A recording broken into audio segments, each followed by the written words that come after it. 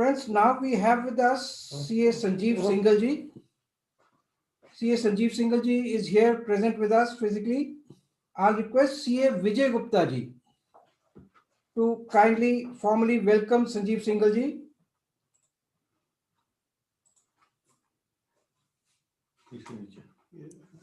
Thank you, Ravi ji. Good morning, all the participants, and welcome to all the panelists on Tax Law Education Society, and giving me this opportunity to jointly with this society. And welcome to Dr. C.A. Sanjeev Singhal ji. C.A. Sanjeev Singhal ji is our Central Council member of Institute of Chartered Accountants of India from 2019 to 22, and also the Chairman of Sustainability Standard Board of ICAI, and as well as Vice Chairman of the Accounting Standard Board of ICAI.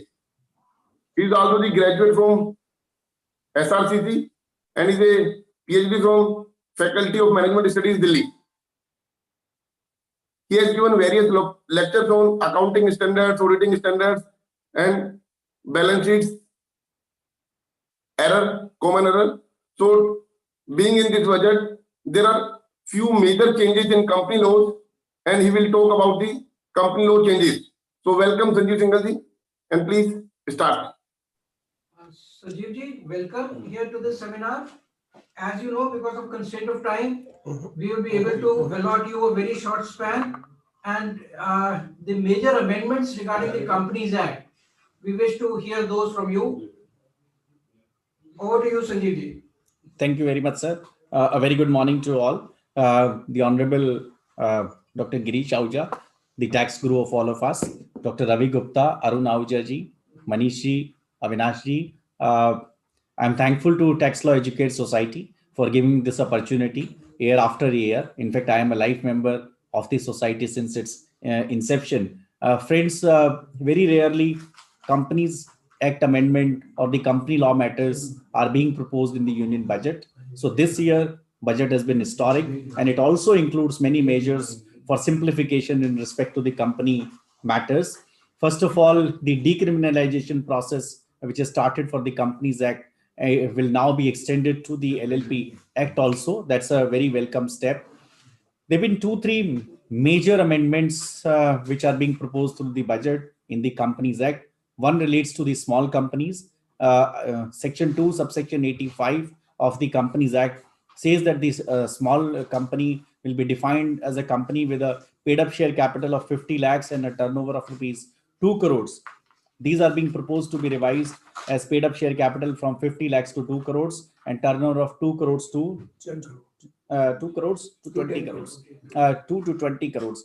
So this is a major relaxation. In fact, as per the law, the paid up share capital, whenever the government want, can go up to 10 crores also, in turnover can go up to 100 crores also. So government has utilized a part of it. There are many advantages of being a small company. First, a cash flow statement is not required to be prepared. Then board meetings, which are normally at least 4 board meetings needs to be held. In case of a small company, 2 board meetings are also sufficient.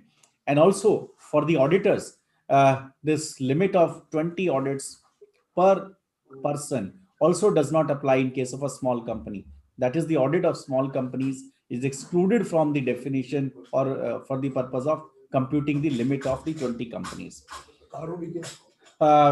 Another simplification is in respect of 1-person company.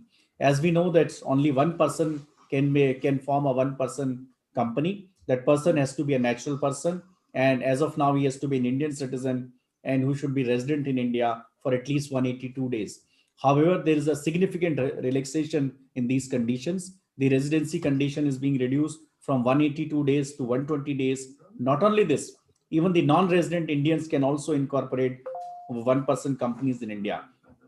There have been many measures whereby OPC will be able to grow without restriction on paid up capital and turnover. Earlier, they could not have converted into the Section 8 companies, and there was a limitation of 2 years also. All those restrictions have gone.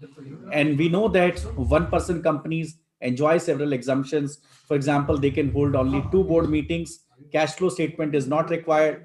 ICFR audit report is not required. The annual general meeting is not required to be held. Audit rotation rule does not apply. Secretarial standards are not required.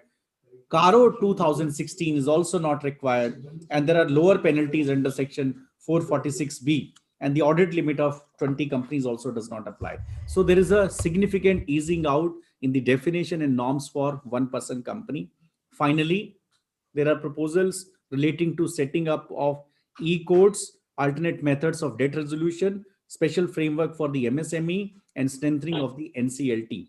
The last point, the government is emphasizing on the data analysis, artificial intelligence, machine learning driven MCA 21 version 3.0. All these will enable our professionals to focus on the technical aspects of the practice, and will go a long way in improving the transparency and stability of our ecosystem. With this, I would like to conclude my deliberation, and thanks once again to Dr. Girish Ahuja, Dr. Ravi Gupta, Arun Ahuja ji, and Tax Law Educate Society for giving an opportunity to present my views. Thank you. Thank you, Sanjeev, for introducing or for making your remarks on the amendments in the Companies Act in such a short time. Thank you so much.